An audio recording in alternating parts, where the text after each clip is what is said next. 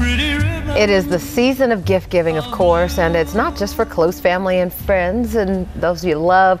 We often like to give presents to employees or other co-workers, but turns out that's not always a good idea. The Fox 5i team's Dana Fowle says sometimes no gift is actually the best gift, right?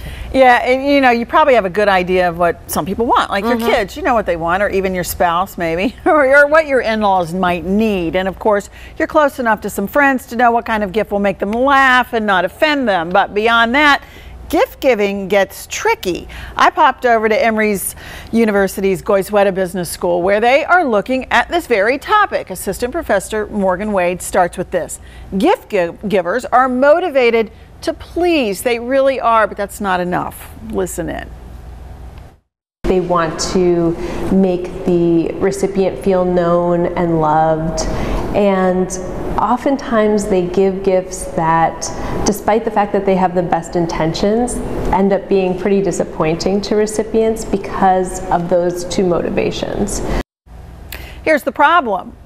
This gift to your employees or a coworker sends a relationship signal, and too often that gift ends up making the recipient feel either bad or sometimes kind of creeped out. Your gift to a coworker might be saying, hey, I think we're closer than we really are. Then the recipient gets embarrassed, and then they end up avoiding you afterward in the hallway. And bosses, too often, research shows, your gift sends a signal that you don't really know that employee at all. For example, you give a gift certificate to a steakhouse and she's a vegetarian.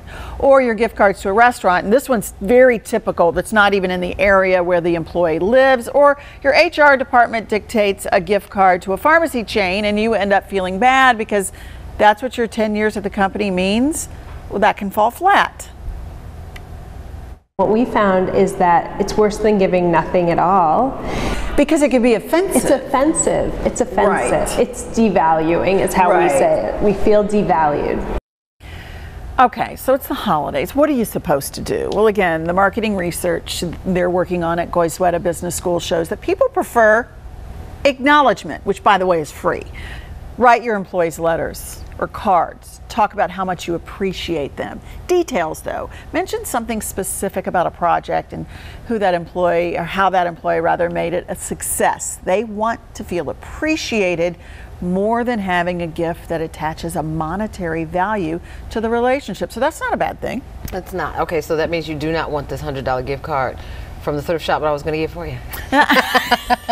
All right, but I don't. Okay, so maybe you think about that. All right, but what about giving to charity on behalf of the person? Apparently, no, they don't like that either. I know. That one surprised me a little bit, but I'll tell you something I've loved. We had a boss for years who would take us out to dinner every year on his tab around the holidays. We laughed, we had wine, we told stories.